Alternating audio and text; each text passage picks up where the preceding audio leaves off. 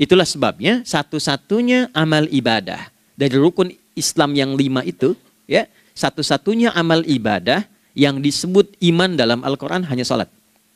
Teman-teman boleh buka Quran surah kedua Al-Baqarah di ayat 143. Ya, di pertengahan ke ujung ayatnya. Saya percepat. Wa ma kana Allahu liyudhi'a imanakum. Dan Allah nggak akan pernah menyia-nyiakan salat seseorang yang dikerjakan karena imannya.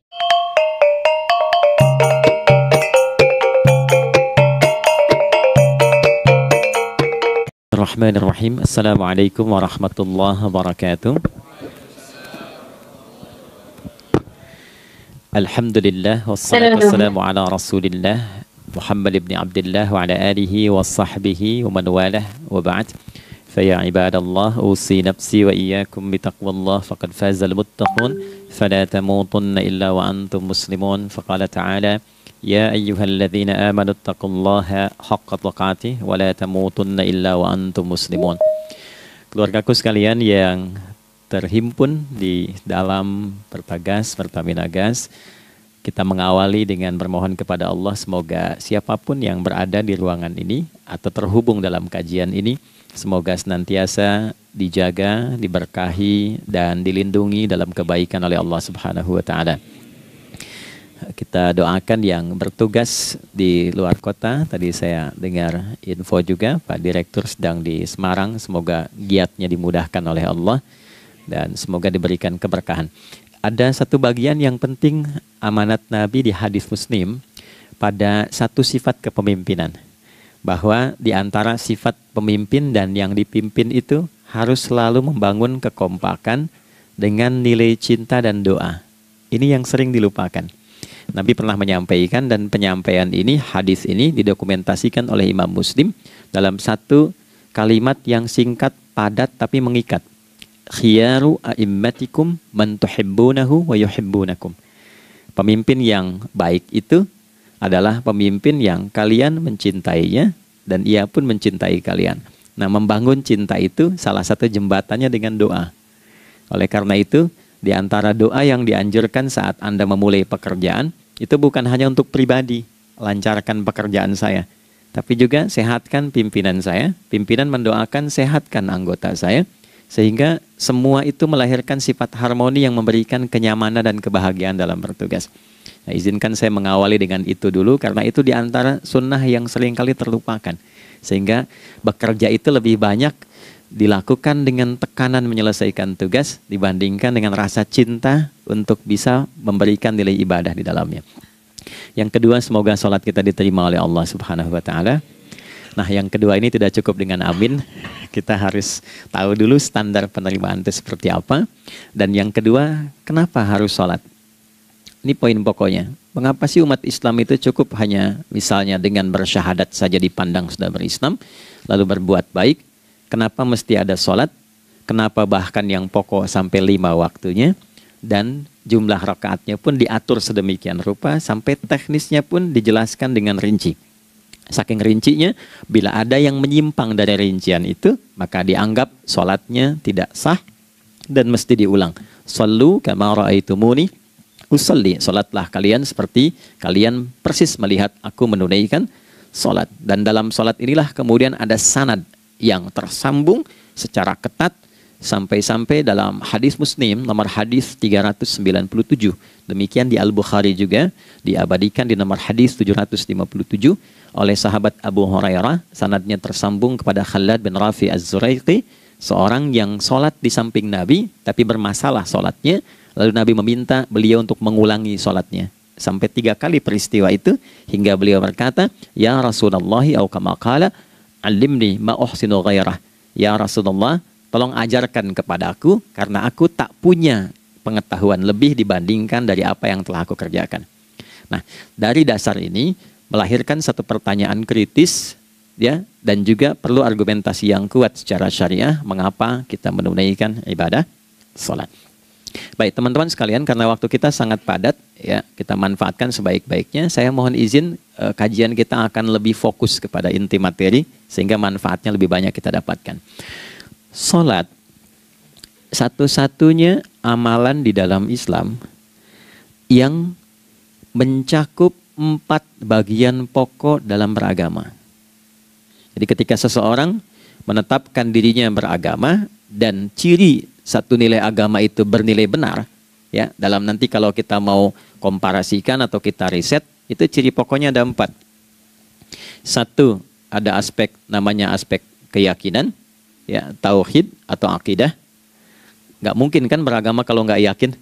Ya, karena itu pasal 29 ayat kedua itu mengandung nilai keyakinan. Negara menjamin kemerdekaan tiap-tiap penduduk untuk memeluk agamanya masing-masing dan beribadah menurut agama dan kepercayaannya itu. Ya, jadi nggak mungkin kita bisa menghasilkan nilai kepercayaan dan ibadah kalau tidak ada unsur keyakinan. Atau bahasa kitanya disebut dengan iman. Ya, iman itu nanti juga dipaku dalam setiap nilai kebangsaan di konteks Negara Kesatuan Republik Indonesia. Ini yang paling membahagiakan. Jadi mau jadi pegawai apapun itu syarat, ya, salah satu syarat yang melekatnya beriman dan bertakwa kepada Tuhan Yang Maha Esa, gitu kan? Ya, kemarin saya di BPK itu ada 11 bab Romawi, 40 pasal. Ya, di bab yang keempat pasal 13 tentang pemberhentian dan pengangkatan itu ada 11 poin. A sampai K. Di poin B yang keduanya, syarat menjadi bagian dari anggota BPK itu beriman dan bertakwa kepada Tuhan Yang Maha Esa. Baik, di Undang-Undang Pendidikan, Sisdiknas nomor 20 tahun 2003, itu kalau kita baca dari poin menimbang, ada 4, di poin B-nya saja sudah ada iman. Ya, Undang-Undang Dasar 1945 mengamanatkan pemerintah mengusahakan satu sistem pendidikan, ya, nasional yang meningkatkan keimanan dan ketakwaan pada Tuhan Yang Maha Esa serta akhlak mulia, baru mencerdaskan kehidupan bangsa. Ya, secara singkat, 1, agama dianggap benar kalau ada doktrin keimanan, ada akidah, ada tauhidnya. Yang kedua, ada ibadahnya. Ya, sebagai pembuktian kita beriman, buktinya apa? Ya kan? Saya beriman kepada Tuhan, kita tetapkan, misalnya Allah. Apa pembuktian keberimanan kita kepada Allah? Ya, kan pembuktiannya itu mesti diwujudkan dalam bentuk sikap. Sikap itulah yang disebut dengan ibadah. Nah, konsepsi ini ada di Quran surah ke-20 Thaha di ayat ke-14. Innani anallahu la ilaha illa ana fa'budini. Ya, sungguh aku tegaskan bahwa akulah Allah, satu-satunya Tuhan yang layak dipertuhankan dan disembah. Ketika Anda mempertuhankan aku, fa'budni, maka buktikan kebertuhananmu kepadaku dengan menyembahku. Karena itu namanya Allah punya 2 arti. Satu yang dipertuhankan, kan? Ilahun wahid. Yang kedua yang disembah. Ya, jadi yang dipertuhankan dan disembah. Oke. 3. Yang ketiga harus punya unsur praktikal atau implementatif dalam interaksi kehidupan. Ya, jadi bukan cuma nyembah Tuhan, bimbingan kehidupannya apa? Implementasi dari ibadah itu. Ya, ciri umat beragama itu kan bukan hanya sekedar saya yakin, beriman, saya ibadah. Terus bukti ibadah itu dibawa dalam berinteraksi hariannya seperti apa wujudnya. Ya, makanya ketika dulu orang itu jujur, orang itu bangga dengan kejujurannya bukan sebagai orang jujur, tapi sebagai muslim. Jadi ketika ditanya, kenapa Anda jujur? Karena saya muslim.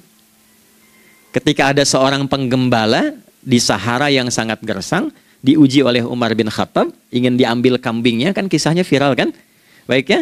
Oh, tapi ini bukan punya saya. Bilang aja pada tuan Anda, kalau kambingnya hilang 1 dimakan serigala. Lantas di mana Allah? Jawaban itu yang menggetarkan kepada jiwa. Jadi kebenaran yang diungkap dengan sikap kejujuran itu implementasi nilai beragama. Nah, jadi praktek ibadah ada di muamalah.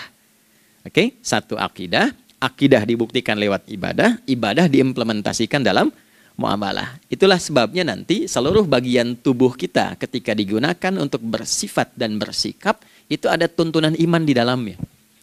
Oke? Misal, saya tanya begini ya, ini mukaddimah ya, kita belum mulai nih. Saya tanya gini, apa fungsi mata? Tuh kan, sudah keliru kan? Nah, kalau hanya melihat, hewan juga melihat. Ya, coba kambing melihat, ya kan? Elang melihat. Lalu apa bedanya fungsi mata kita dengan mata hewan? Ternyata ketika kita meriset ayat-ayat Al-Quran terkait dengan fungsi tubuh kita, itu rata-rata dibuka dengan iman dulu. Quran surah 24, surah Cahaya, Ayat 30 untuk laki-laki, 31 untuk perempuan. Qul lil mu'minin. Ya Muhammad katakan, viralkan pada pria-pria yang menyatakan dirinya telah beriman. Yaghuddu min absarihim. Gunakan pandangannya itu yang dibimbing oleh imannya untuk melihat yang baik saja menurut standar imannya. Jadi kalau menurut imannya tak baik, nggak boleh dilihat. Karena itu ketika Anda sudah mengatakan asyhadu an la ilaha illallah, asyhadu anna Muhammad Rasulullah, kalimat itu dari lisan turun ke hati, itu jadi cahaya ke bagian tubuh kita. Makanya ketika Anda melihat, itu ada cara pandang tertentu yang dibimbing iman. Standarnya beda dengan tanpa iman. Kalau nggak ada iman, semua mungkin terlihat. Tapi ketika ada iman, hati kecil Anda akan bicara, ini nggak baik. Palingkan. Nah, memalingkan dari yang tak baik menurut iman, itu namanya ghaddul basar. Oke, perempuan juga begitu, setara. Wa kullil mu'minati yaghdudna min absarihinna. Dan katakan pada setiap perempuan yang menyatakan dia beriman, maka gunakan pandangan itu dengan bimbingan imannya. Ketika tak baik menurut imannya, palingkan. Ya, Anda lihat kajian di YouTube, terus ada iklan kan? Terus menurut standar iman nggak bagus, itu otomatis akan nggak suka itu. Ya, pasti dipalingkan. Ya. Anda kalau naik pesawat tuh ya, tugas keluar tuh, pertagas tugas keluar. Kalau pramugari lagi demo tuh yang dilihat pramugarinya apa demonya tuh. Nah, iman itu akan bekerja di situ tuh. Ya, palingkan tuh. Nah, sama dari mata turun ke, jangan langsung ke hati aja, ke lisan dulu kan. Ya, ke mulut kan. Itu mulut tuh ketika digunakan fungsinya, imannya disebut dulu. Ya, Quran surah 49 ayat 11 misalnya. Ya ayyuhalladzina amanu, imannya dulu. La yaskhar qaumin qaum. Ayat 12-nya la yaghtab ba'dukum ba'dha. Hai orang-orang yang telah menyatakan beriman. Kalau pakai alladzina disebutkan 1080 kali dalam Al-Quran, itu kalimatnya diksinya singkat, padat, mencakup semua tanpa sekat. Oke, jadi kalau laki-laki, perempuan, tua, muda, besar, kecil, beda strata, duniawi, itu semua tercakup di dalamnya. Hei semua yang telah menyatakan beriman, gunakan imanmu untuk membimbing lisanmu bertutur. Kalau masih merasa punya iman, jangan gunakan lisan untuk mencela merendahkan orang. Untuk bergibah, membuat hoax. Didetilkan oleh Nabi kalimatnya jelas. Man kana yu'minu billahi wal yaumil akhir falyakul khaira aw liyasmut. Siapapun. Nah, dari alladzina ketika dirinci pakai man. Ya, man itu bentuk tunggal, ya, personal, tapi maknanya general. Jadi kalau Anda, saya, kita baca ayat atau hadis ada man, posisikan Nabi sedang bicara ke kita. Ya, hei Adi Hidayat, posisikan Nabi bilang gitu tuh. Kalau engkau merasa beriman sama Allah dan yakin dihisab di hari kiamat, jaga lisanmu. Katakan yang baik dengan bimbingan imanmu, tak mampu engkau diam. Jadi cukuplah suami istri itu menggunakan satu hadis ini, pasti sakinah itu muncul dalam kehidupan rumah tangganya. Ya, itulah sebabnya kenapa sakinah didahulukan dibanding mawaddah. Hati-hati ya, Mbak, walaupun namanya sakinah nggak ada ini nggak akan datang tuh ketenangan tuh. Ya, ada yang tahu nggak rahasianya? Kenapa sakinah duluan dibanding mawaddah? Ya, 5 juta. Ya, waktu habis karena padat sekali. Maddah jamaknya mawaddah, rasa kasih yang tumbuh dari pemberian materi. Jadi kalau rumah tangga itu ingin cenderung pada kebahagiaan, boleh berbagi dengan materi. Ya, istri cemberut, ya Anda datang dengan senyuman, sayang, kenapa? Ya, ini emas 2 kilo, nah itu pasti sehat lagi tuh. Ya, itu mawaddah. Tapi maaf, walaupun Anda mapan bekerja, harta cukup melimpah, ruah, tapi tidak ada ketenangan di rumah tangga, tidak ada sakinah, maka hampa kehidupan rumah tangga itu. Itulah sebabnya kenapa di Quran sakinah lebih dulu dibandingkan dengan mawaddah. Saya tanya ibu deh, ibu pilih mana? Kaya tapi gelisah atau miskin tapi tenang? Oke. Saya paham itu. Saya paham. Suami juga sepakat semuanya. Artinya apa? Kita nggak bisa menghilangkan unsur ketenangan. Oke, itu hanya pembuktian argumentatif ya. Supaya kajiannya lebih kepada argumen. Jadi ada akidah terkorelasi dengan ibadah, implementasinya di aspek muamalah. Nah, nanti cara bermuamalahnya diatur lewat akhlak namanya. Bagaimana bermuamalah yang baik? Kan Anda, maaf ya, berekspresi kepada pimpinan dengan kawan kan berbeda. Oke, kepada orang tua dengan anak kan lain. Nah, yang mengatur interaksi kita sehingga terjalin harmoni yang baik, itulah yang disebut dengan akhlak. Nah, 4 poin inilah yang menjadi inti dakwah Nabi SAW ketika diutus oleh Allah Subhanahu wa Ta'ala. Memastikan 4 ini bisa optimal kita lakukan dalam kehidupan. Bonusnya yang kelima, selalu meningkatkan inovasi sehingga selalu mendapatkan hal baru dalam kehidupan. 5 ini digabungkan di Quran surah kedua Al-Baqarah di ayat 151. Kama arsalna fikum rasulam minkum yatslu alaikum ayatina. 1. Oke, wa yuzakkikum 2, akhlak, wa yuallimukumul kitaba 3, wal hikmah 4, 5, wa yuallimukum ma lam takunu ta'lamun. Kelima-limanya ini digambarkanlah dalam bentuk ibadah yang melatih kita sebagai pondasi awal menuju dan memantapkan 5 hal ini, yaitu sholat. Itulah sebabnya kenapa sholat yang pokok dilakukan 5 waktu dalam sehari untuk mewujudkan 5 hal ini dalam kehidupan, dan satu-satunya ibadah yang mengumpulkan 5 aspek ini dalam prakteknya hanya sholat. Hanya sholat. Oke, mari kita detilkan, kita rinci, dan di sini kita akan mulai kajian kita. Yang tadi mukadimah ya. Baik, kita punya 30 menit. Wah, padat sekali. Bismillahirrahmanirrahim. 1. Sholat adalah perwujudan iman seorang hamba. Karena itulah kalimat sholat pertama kali disebutkan dalam Al-Quran, itu letaknya setelah kalimat iman. Al-Baqarah ayat 3, Alladzina yu'minuna bil ghaibi wa yuqimunas sholat. Orang-orang yang telah menyatakan beriman dan konsisten menjaga imannya. Beda alladzina amanu dengan yu'minun. Amanu telah beriman. Tapi kalau dia komitmen dan konsisten terus menjaga imannya sampai saat dia berpulang pada Tuhannya, maka berubah nanti bentuknya kalau di bahasa Arab jadi mudhari'. Kalau di bahasa Inggris kan tuh punya 3 arti, present, continuous, and future. Jadi kalaupun sekarang terus berlangsung sampai masa depan pun saya tetap akan beriman. Nah, pembuktian untuk menjaga iman itu pembuktian utamanya pada sholat. Itulah sebabnya satu-satunya amal ibadah dari rukun Islam yang 5 itu, ya, satu-satunya amal ibadah yang disebut iman dalam Al-Quran hanya sholat. Teman-teman boleh buka Quran surah kedua Al-Baqarah di ayat 143. Ya, di pertengahan ke ujung ayatnya. Saya percepat. Wa ma kana Allahu liyudhi'a imanakum. Dan Allah nggak akan pernah menyia-nyiakan sholat seseorang yang dikerjakan karena imannya. Ayat ini turun, ketika ada terjadi pergantian arah kiblat dari yang tadinya semula ke Masjidil Aqsa, lalu berputar 180 derajat, beralih ke Masjidil Haram. Nabi sedang berada di luar Madinah. Madinah tempo dulu wilayahnya nggak seluas cakupan sekarang. Oke, kalau diilustrasikan area sekitaran Masjid Nabawi sekarang itulah Madinah lah. Di luar itu sudah di luarnya. Nah, Nabi sedang sholat, riwayatnya banyak menyebutkan ada yang mengatakan zuhur, ada asar, ada maghrib. Di pertengahan itu turunlah Al-Baqarah ayat 144. Qad nara taqalluba wajhika fis sama' falanuwalliyannaka qiblatan tardaha fawalli wajhaka syatral masjidil haram. Maka berputarlah dengan turunnya ayat ini 180 derajat menghadap ke arah Masjid Al-Haram. Problemnya adalah ketika Nabi dan pengiring beliau kembali ke Madinah, area Masjid Nabawi, kan nggak semua masyarakat ikut. Maka virallah informasi itu bahwa kiblat telah beralih ke kiblat awal, yaitu Ka'bah Al-Musyarrafah. Maka penduduk panik pada saat itu. Status sholat kami yang tadi dikerjakan bagaimana? Karena sedang nggak bisa diulang, sudah pindah waktu. Maka turunlah kemudian firman Allah yang Al-Baqarah 143 itu, wa ma kana Allahu liyudhi'a imanakum.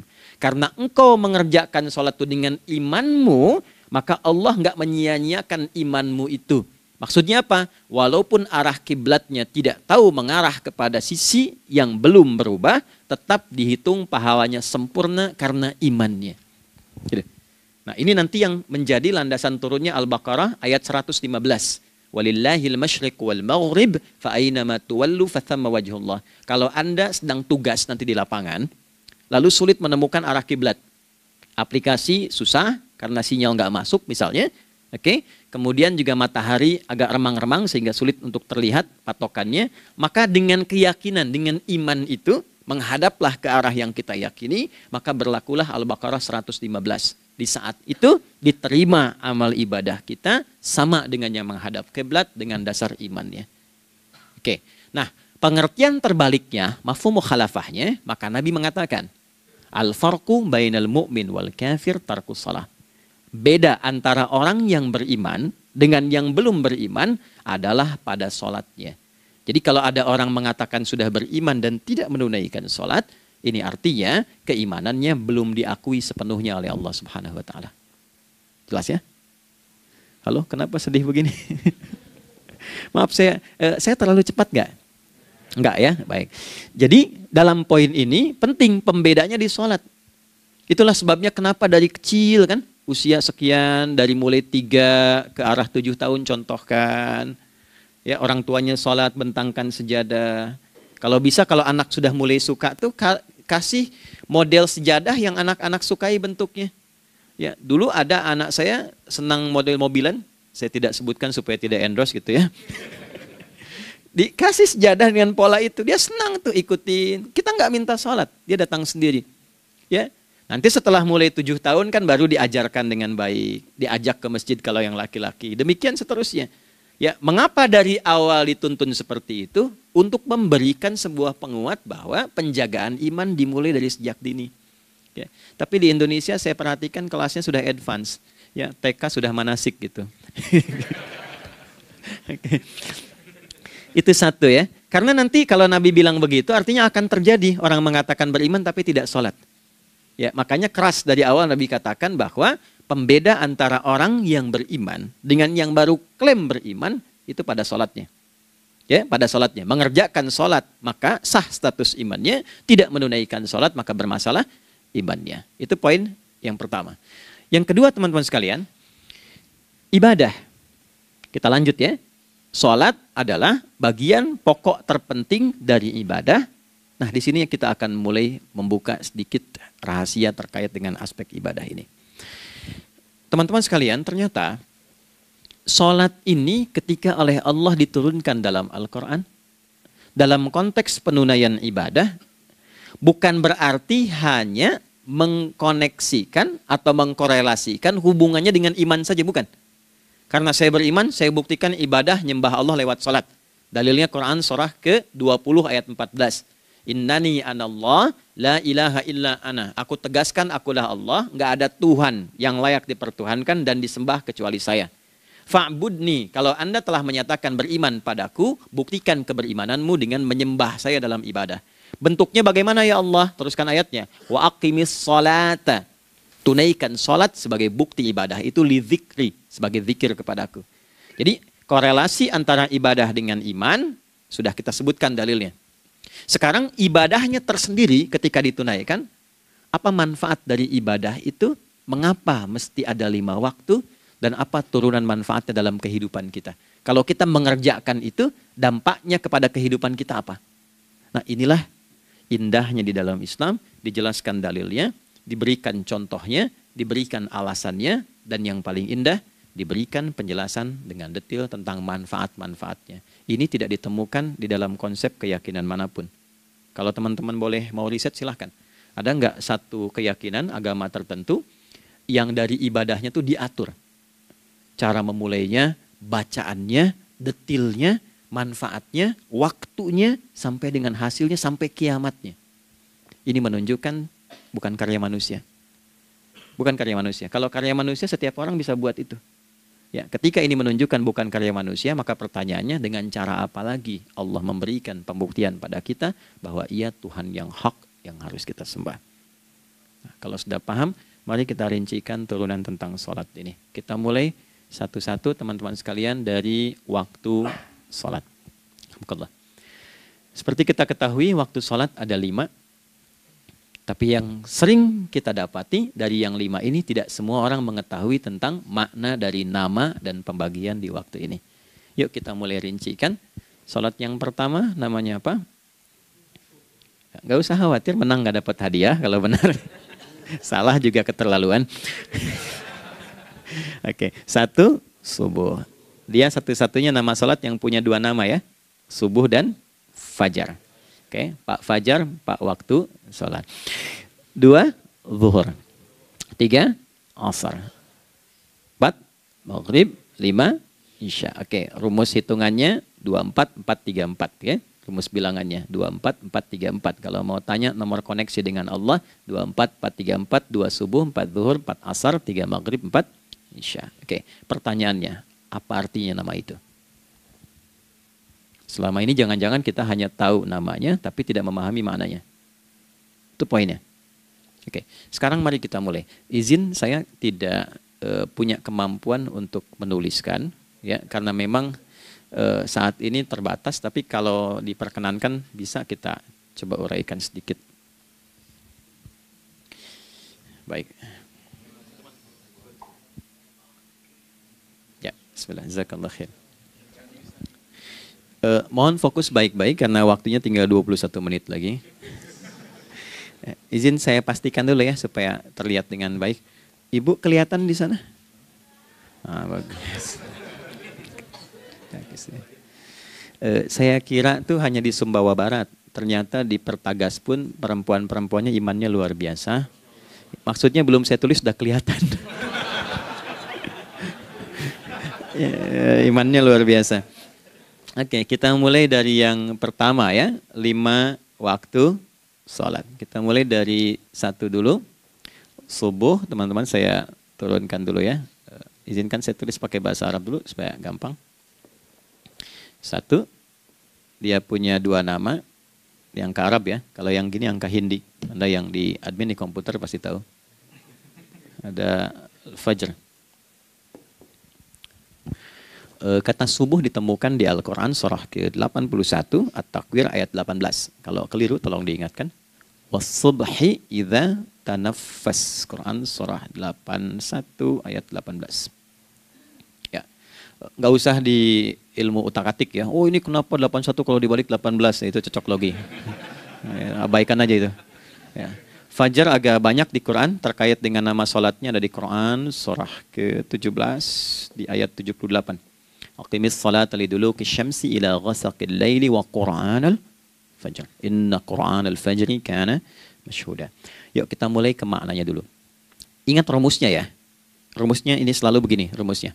Aqidah selalu punya korelasi dengan ibadah.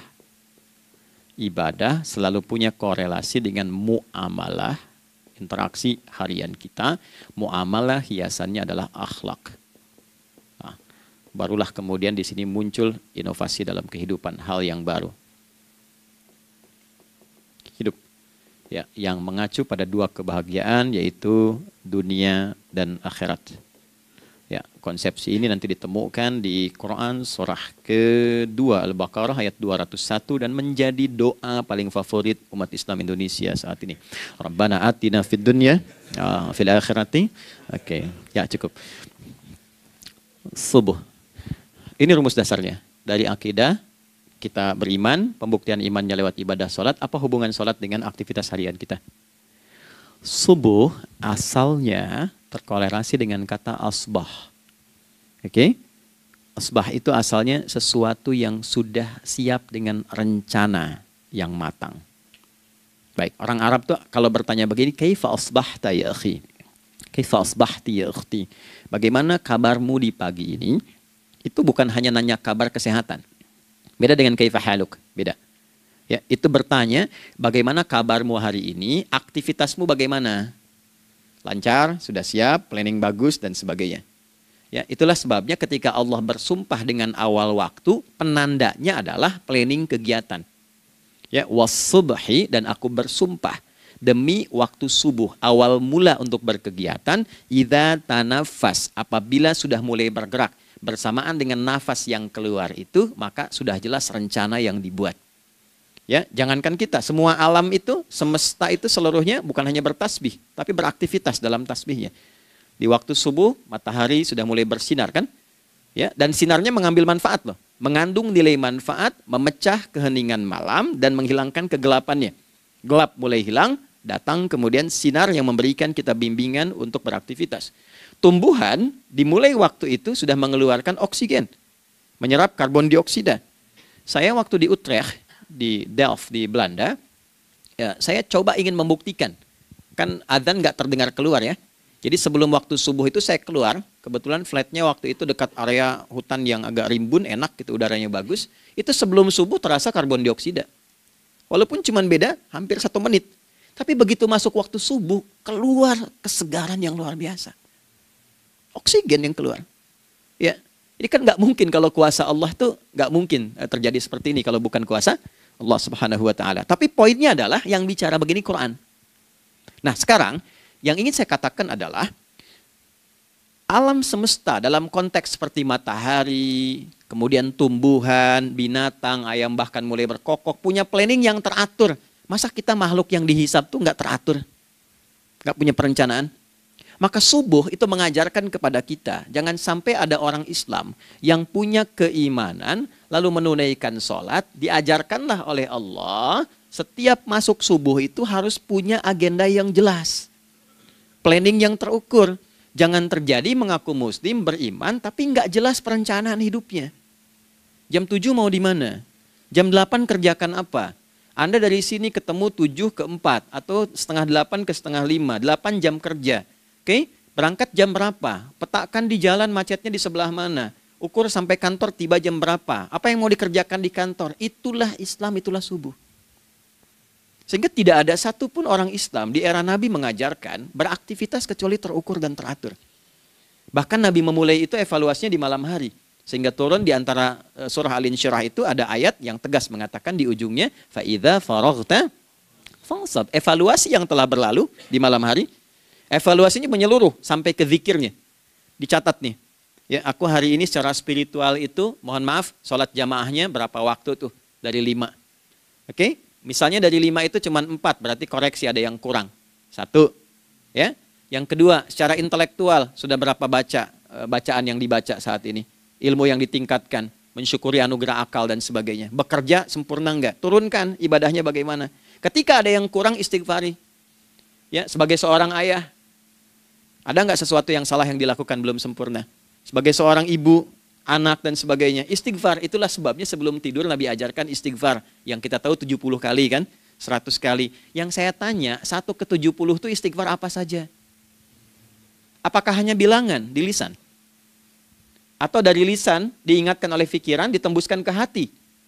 Istighfar sebagai seorang ayah yang kurang maksimal melihat anak dengan baik. Anda boleh punya jabatan di kantor, boleh direktur, boleh manajer, boleh macam-macam. Tapi ketika Anda pulang, Anda seorang ayah. Saya di Timur Tengah disebut syekh, di sini dipanggil kiai, dipanggil ustadz. Pulang ke rumah anak saya nggak kenal itu semua. Anak saya nggak peduli itu semua. Belum pernah seumur-umur saya mengajar, lalu saya pulang, anak saya menunggu depan pintu dan memanggil kiai. Tidak ada. Dia ingin ayahnya, Ya, kenapa nggak kita hadirkan istighfar pertama kita itu karena kita kurang perhatian? Kurang perhatian kepada anak misalnya. Saya kalau pulang tengah malam dan semua tertidur, saya lihat satu-satu.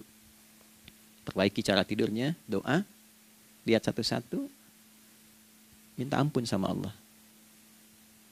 Dan ya kadang sebelum mengalirkan air mata kita nggak bisa tidur karena nggak tahu nanti ketemu lagi nggak di akhirat. Ya, itu poin yang paling penting. Nah, jadi istighfar pertama tuh untuk diri kita ketaatan pada Allah, untuk diri kita sebagai anak pada orang tua, sebagai suami punya tanggung jawab istri atau sebaliknya, demikian seterusnya. Nah itu kalau sudah kita bisa lakukan, dievaluasi, direncanakan besoknya. Fa'idha faraghta fansab, direncanakan lagi yang berikutnya, besok mau ngapain, tulis malam. Kalau kita biasakan begitu tidurnya enak. Karena nggak ada beban, damai hidupnya. Dengan teman damai kalau ada perselisihan sebelum tidur. Ya, jadi nggak ada orang mengigau itu masalah-masalah kehidupan dunia yang belum tuntas. Ini dunia saat terjaga bermasalah, saat tidur pun masih bermasalah. Gara-gara kamu nih, kapan istirahatnya? Ya. Nah, ketika kita bangun dari subuh itu, maka rencana yang sudah kita siapkan itu, teman-teman sekalian, dibawa menghadap Allah supaya minta kemudahan, minta kelancaran, minta pendampingan, minta bimbingan. Itulah sebabnya kita dipanggil sholat di awal waktu, supaya rencana yang sudah kita siapkan itu minta taufiknya, persetujuan dan perlindungan dari Allah. Inilah yang menjadikan rahasia umumnya para sahabat memulai berkegiatan sejak dari masjid. Teman-teman boleh riset deh hadis-hadis tentang sholatnya sahabat dan kaitannya dengan syuruk dan pekerjaan. Rata-rata memulai dari masjid. Mereka tungguin, evaluasi, begitu siap, syuruk, minta sama Allah, berangkat. Saya mau kasih satu rahasia ya. Boleh jadi ijazah, tapi ini diantara kita aja ya.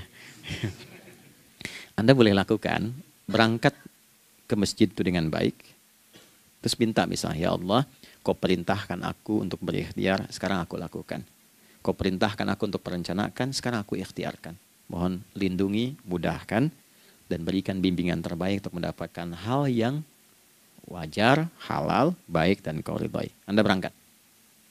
Pulang, sebelum nyampe rumah, mampir dulu ke masjid. Masjid terdekat dari rumah aja. Sholat 2 rakaat, gitu. Ya, sholatnya bisa sholat wudhu, tahiyatul masjid, dan sebagainya. Setelah itu pulang. Doa dulu habis sholat, ya Allah, aku telah berikhtiar seperti apa yang telah Engkau perintahkan. Sekarang aku memohon rizki darimu seperti apa yang telah Engkau janjikan. Kalau dengan semua ikhtiar ini belum cukup menurunkan rizki darimu, maka mohon tunjukkan padaku saat ini dengan cara apa lagi aku mesti berikhtiar. Oke? Silahkan Anda pulang dengan suasana itu ke rumah. Dan lihat apa yang terjadi. Rasakan bedanya, bedakan rasanya, dan pasti terasa bedanya. Gak ada kesan yang lain pada jiwa. Jadi yang dibawa ke rumah itu bukan aura kantor. Bukan aura jalan yang macet, tapi ada ketenangan, kenyamanan, dan kenikmatan. Kalau teman-teman mau pakai sunnah sahabat ini dalam dunia pekerjaan, dan Anda lakukan coba sehari ini saja, rasanya pasti beda. Ya, ini bagian pertama. Nah, ketika kita ingin datang menghadap Allah, dan mulai membawa rencana kita, kan perlu isyaratnya kan, kapan dimulai? Gak bisa tiba-tiba saya bangun jam 3 langsung sholat subuh, kan tidak begitu. Ya kan? Mesti ada satu sinyal dulu, yang dari sinyal itu ada feedback pada diri kita untuk merespon, gitu kan? Nah, pancaran respon atas sesuatu yang memancar akibat satu hal yang terjadi, kalau di gaya itu kan kalau ada gaya gerak, gaya dorong kan? Ya, kalau nggak salah F1 sama dengan F2 kan? Nah, gaya gerak sama dengan gaya dorong. Geraknya dikit, bunyinya kecil kan? Kencang bunyinya, kencang. Terus ada F berbanding lurus dengan P, hukum Pascalnya. Gaya berbanding lurus dengan tekanan, kan? Semakin banyak gaya semakin tertekan. Nah, respon yang muncul ketika ada satu misalnya gaya, tapi responnya sifatnya materi sifatnya. Ya, misal kalau Anda mau mengebor air, kan? Kemudian keluar terpancar tuh dari bawah itu keluar misalnya air. Nah, itu namanya infajar. Infajar. Dalilnya Quran surah kedua ayat 60. Wa idzistasqa Musa liqaumihi faqulna idrib bi'asakal hajar fanfajarat min husnata asyrata aina. Nabi Musa kata Allah itu kaummu 12 suku minta mata air. Dan enggak tanggung, setiap sukunya minta satu, katanya supaya enggak rebutan. Maka Allah firmankan, pukulkan tongkatmu yang kayu. Lihat diksinya detil sekali. Pukulkan tongkatmu yang kayu ke batu itu, maka batu itu akan terbelah dan mengeluarkan pancaran 12 mata air. Ya, tongkat kayu dipukulkan ke batu, batunya yang hancur. Karena Musa seorang nabi, gitu kan? Anda punya tongkat emas, pukulkan ke batu, maka keluar 12 air mata. Gitu kan? Nah ini, infajar. Kalau respon yang keluar itu respon buruk. Misal, dalam nafsu, kan suka ada triggernya yang memancing respon, terus nafsu keluar kan? Ya, apa saja itu? Lihat gambar yang nggak bagus, nafsu keluar, gitu kan? Lihat sendal bagus, nafsu keluar. Macam-macam ya. Nah itu fujur namanya. Fujur. Hurufnya masih sama, cuma bentuknya berbeda. Fa, jimnya masih ada waw, ada ra-nya. Fujur. Quran surah 91 di ayat 7-10. Wa nafsi wa ma sawwaha fa'alhamaha fujuraha wa taqwaha. Fujur tembus ke nafas, nafas memerintahkan yang buruk disebut su. Nafas ketemu su jadi nafsu. Makanya nama lain fujur itu nafsu. Dalilnya Quran surah 12 ayat 53. Wa ma ubarni'u nafsi innan nafsa la'ammaratun bisu. Ya, la'ammaratun bisu'i illa ma rahima rabbi. Oke, nafas ketemu su. Teruskan. Tapi kalau pancarannya pada sifat yang baik. Oke? Membelah sesuatu yang gelap menjadi baik, terbuka, memancarkan respon panggilan yang baik, maka berubah katanya menjadi fajar. Oke? Matahari diperintahkan oleh Allah, diperintahkan membelah kegelapan malam. Keluarlah sinar pertamanya, disebutlah fajar. Kenapa? Karena ada respon kebaikan keluar darinya. Baik, perhatikan baik-baik. Quran surah kedua ayat 187. Wa kulu washrabu hatta yatabayyana lakumul khaytul abyadu minal khaytil aswadi minal fajr. Itu untuk matahari. Kita lagi tidur enak-enak, sudah nyiapin rencana malam-malam. Tiba-tiba ada panggilan. Allahu Akbar, Allahu Akbar. Itulah tandanya hati kita mengkonfirmasi iman kita dalam diri kita. Cepat, sudah adzan. Pernah begitu? Nah, konfirmasi itulah dalam bahasa lain yang disebut dengan fajar namanya. Datang. Jadi waktunya matahari membelah disebut dengan fajar, konfirmasinya pun disebut dengan apa? Fajar. Ya, jadi bersamaan waktunya dengan dua hal itu. Datanglah panggilan. Itu yang dimaksud Quran, hubungan iman dengan konfirmasinya sampai ke sholatnya ada di Quran surah 8 ayat 2. Innamal mu'minuna iman. Alladzina idza dzukirallahu adzan. Wajilat qulubuhum iman. Jadi begitu ciri iman itu ada dalam jiwa, dipanggil lewat adzan, kan? Allahu Akbar, langsung merespon, ya Allah sudah adzan. Walaupun setelah adzan ada lagi getaran, baru adzan belum qomat gitu kan. Nah, misal ya. Nah, tapi inilah fajar. Jadi maksudnya rencana Anda ini agak jarang dibahas ya. Mohon maaf, ilmu ini agak jarang. Jadi jangan Anda bilang saya bid'ah, bukan. Ya, bukunya ada, referensinya ada. Cuman karena jarang dikaji, jangan sampai kekurangan pengetahuan menghukumi yang tahu jadi salah gitu. Ini poinnya. Jadi saya kalau bahas satu masalah itu bukunya saya kumpulkan. Tafsir awal sampai akhir yang ada apa, buku-buku tentang sholat apa, baru kita keluarkan. Jadi bagian topik-topik tertentu yang dibahas. Problemnya ketika membahas tentang ibadah cuma dua. Satu tentang bacaan, doanya apa. Yang kedua tentang gerakan, bagaimana mengerjakannya. Yang ketiga jarang dibahas hikmahnya apa. Padahal rumus dalam ibadah itu dalam fikih tiga-tiga mesti dipakai. Ini Quran surah kedua ayat berapa? Ayat 129.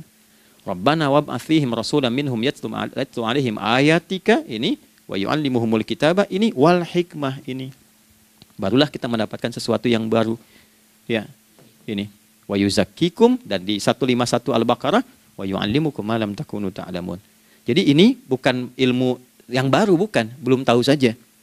Jadi selama ini yang kita kerjakan jangan sampai terbatas pada ritualnya saja untuk mencukupkan ini. Hubungan ritual dengan ini apa gitu. Ya, jadi subuh ini mengkonfirmasi bahwa ada satu keteraturan dalam kegiatan kita. Ya, alhamdulillah. 2, siang. Oke, setelah subuh, fajar, salat apa? Zuhur. Oke, saya tanya pada Anda, zuhur itu artinya apa? Sudah, cukup katakan Allahu a'lam. Waktunya terbatas ya. Nah, sahabat ditanya nggak tahu Allahu a'lam. Anda sahabat bukan, tabi'in bukan. Zuhur. Waktu tinggal 4 menit lagi. Oke, teman-teman kalau kita jeli, ini kan sholat dikerjakan di siang hari kan? Siang itu bahasa Arabnya nahar. Naharun itu siang. Tapi kenapa sholatnya zuhur? Kok nggak sholat nahar gitu? Ya, lohor ya, ini paksain tuh. Zuhur lohor. Ya. Terus sore biar nyambung cepat. Sore bahasa Arabnya kan masa. Masa al-khair, selamat sore. Kenapa kok sholatnya asar? Kok sholatnya namanya asar?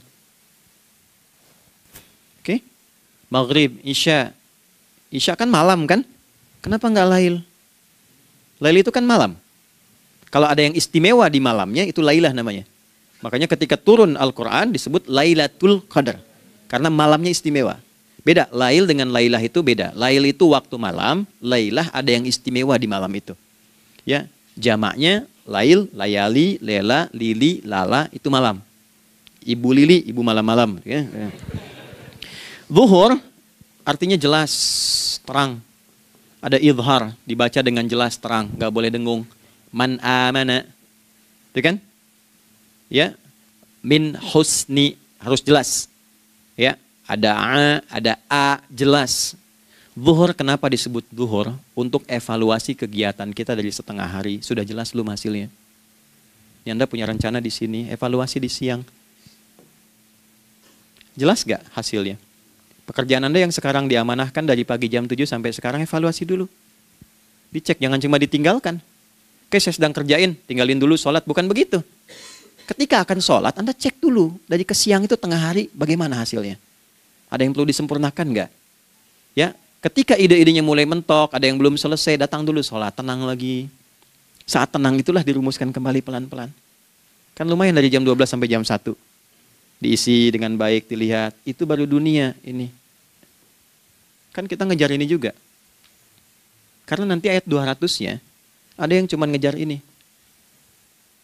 Wa minan nasi may yaqulu rabbana atina fid dunya. Bukan, kalau nggak hafal diam aja. Wa minan nasi may yaqulu rabbana atina fid dunya wa ma lahu fil akhirati min khalaq.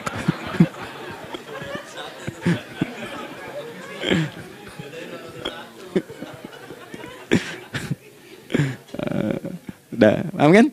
Dan di antara manusia ada yang fokusnya hanya dunia yang dikejar. Sehingga nggak kebagian akhiratnya. Padahal dia tahu dia mau pulang. Yang lebih aneh lagi pengen pulang surganya Firdaus dekat dengan Nabi. Tapi tiap hari kerjakan dunia. Dunia lagi, berangkat gelap, pulang gelap. Terus meninggal gelap juga. Ini kan repot. Nah, maka mesti investasi kan. Anda kalau tugas keluar kan, apalagi keluar negeri kan hukumnya beda. Bekalnya pun tidak sama. Anda tugas ke Amerika, mata uangnya sudah beda. Hukumnya sudah beda. Terus pengen pindah ke alam barzah, pengen hukumnya sama dengan dunia, mustahil. Ya, makanya dimensinya beda, keadaannya tidak sama. Baju yang dipakai kan beda. Barang-barangnya nggak sama. Makanya disebut telah meninggal dunia, meninggalkan semua yang melekat pada dunia. Pindah ke alam lain, persiapan menuju titik akhir yang tidak ada ujungnya lagi. Nggak ada pembuka lagi. Jadi sudah ujung begini, nggak ada ruang lagi yang lain. Itu akhirat namanya. Makanya di sini cuma dua pilihannya. Kalau nggak ke surga, nah itu. Ya. Apa investasi yang ada di sini? Maka siang itu dicek dulu. Pekerjaan jadi ibadah nggak? Tadi niatin ibadah nggak waktu berangkat dari rumah? Kan? Waktu ngetik, waktu ngerjain di kantor, jadi ibadah nggak? Kalau ibadah, Anda nggak mungkin berbuat kriminal. Anda nggak mungkin berbuat maksiat. Nggak mungkin nipu, nggak mungkin nyogok. Nggak mungkin korupsi. Kan lagi ibadah. Nggak mungkin curang. Kan lagi ibadah. Anta budallaha ka'annaka tarah. Anda itu mengerjakan segala hal sebagai ibadah, merasa diawasi Allah. Fa in lam takun tarah fa innahu yarah. Kalaupun Anda merasa nggak melihatnya, Anda yakin Anda dilihat. Itulah kerja pakai iman, maka ini di bawah akidahnya. Jangan ditinggalkan. Nah, inilah yang selama ini kita butuhkan. Ya. Inilah yang melahirkan nilai etik, makanya adanya dalam jiwa. Takwa itu kan dalam jiwa, melahirkan etos. Etos mendorong kepada logos, logos melahirkan patos. Kepantasan dalam bekerja. Jadi Anda sekuat apapun ilmunya, kalau nggak punya etos, itu rusak.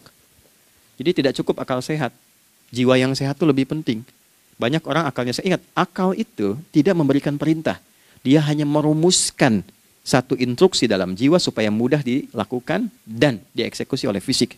Jadi akal yang sehat itu seberapa pandai ilmunya, seberapa cepat mengeksekusi perbuatan.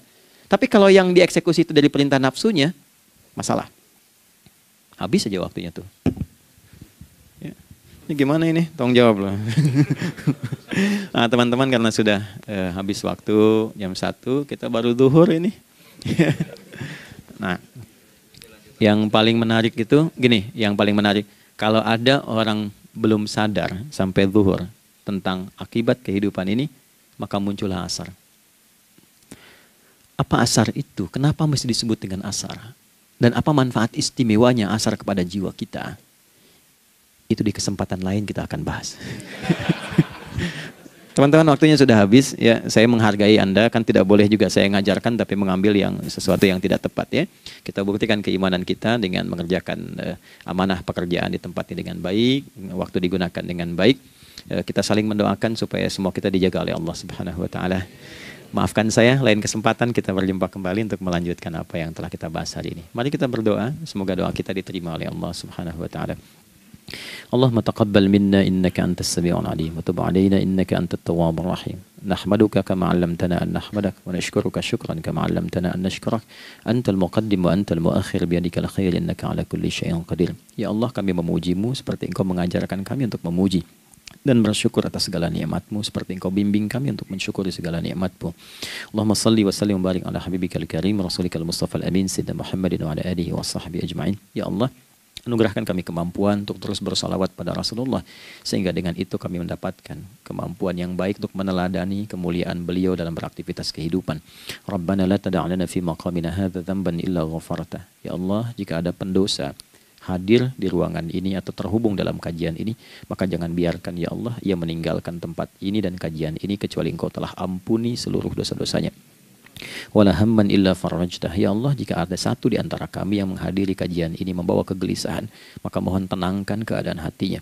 Wala asiran illa yassartah. Jika